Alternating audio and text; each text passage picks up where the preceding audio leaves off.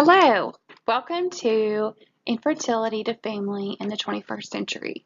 My name is Jacqueline Bailes, and I am a senior at Stephen F. Austin.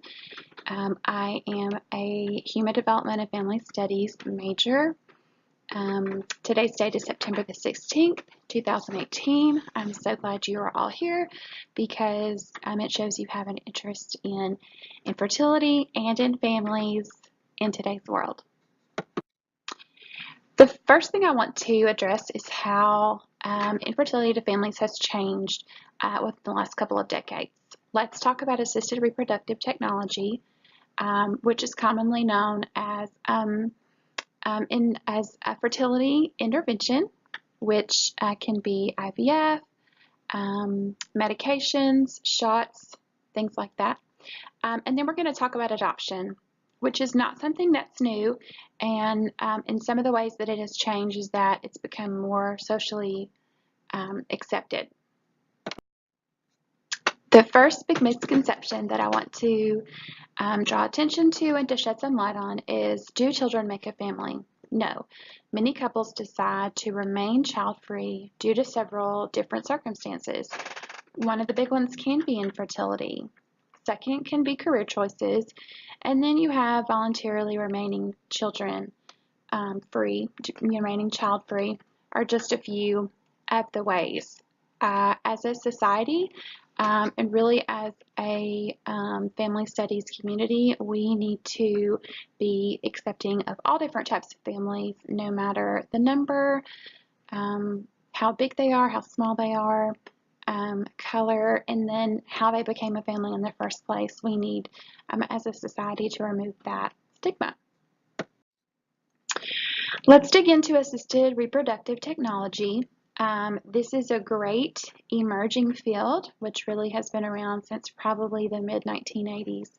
And it's a great tool for infertile families, but it is very costly, so it does limit a lot of families on their options.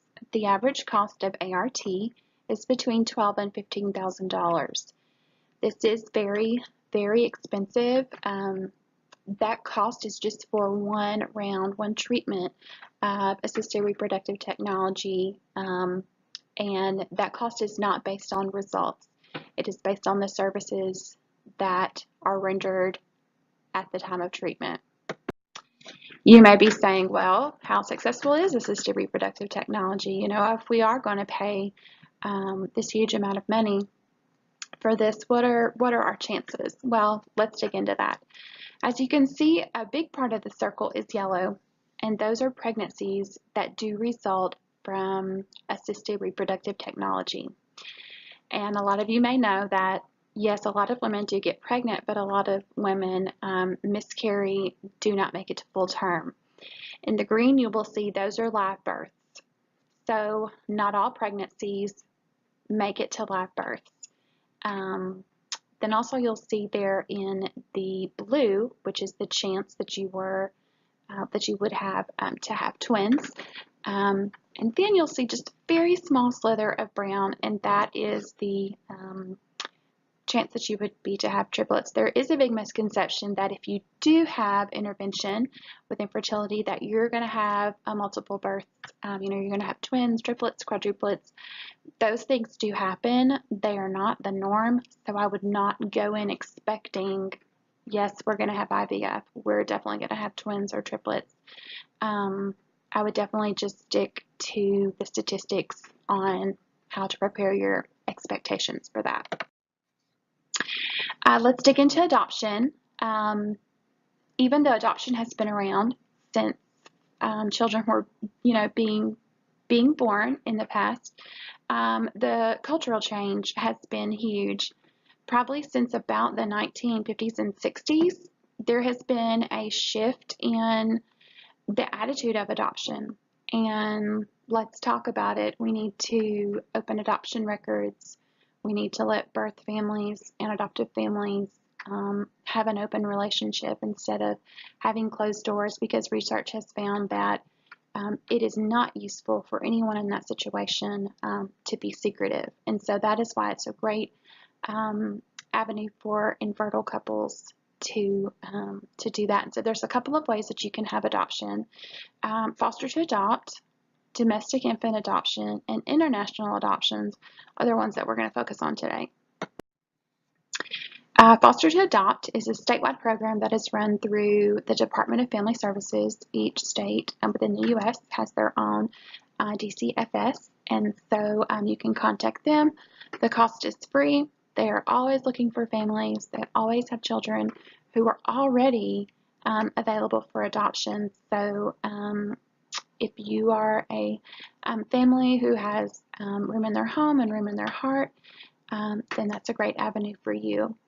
Also, there's domestic infant adoption, which is run through private agencies, whether they be religious-based or whether they're private or not religious-based. They do infant adoption. It is not free. It is very costly. The cost is based on a sliding scale, so it is income-based. So that is something to think about when thinking about adoption. There's also international adoption, which is where domestic families, U.S. families, adopting foreign children. It is cost. It's very costly. Cost is based on the particular country which you would like to adopt a child from. The age of these children can be from infants through adolescence. All countries have different cost requirements and ages of children that are available for adoption. For example, you have to be married a certain number of years. You have to have a certain amount of children already in your home. You cannot adopt out of birth order. You have to go and live in the country for a few months. These are just a couple of the stipulations and a couple of the rules that are within some countries. So if this is the route that you'd like to choose, you need to make sure to do a lot of research so that you as an adoptive family are informed. I thank you guys so much for coming to Infertility to Family in the 21st Century. Again, my name is Jacqueline Bailes, and I'm a senior at SFA, Human Development and Family Studies major, and I really hope that you got a greater glimpse into choices and avenues that infertile couples can take to become a family today and how they have changed in the past several decades. So I hope that this knowledge will not only help you, but help those around you. All right, you guys have a great day.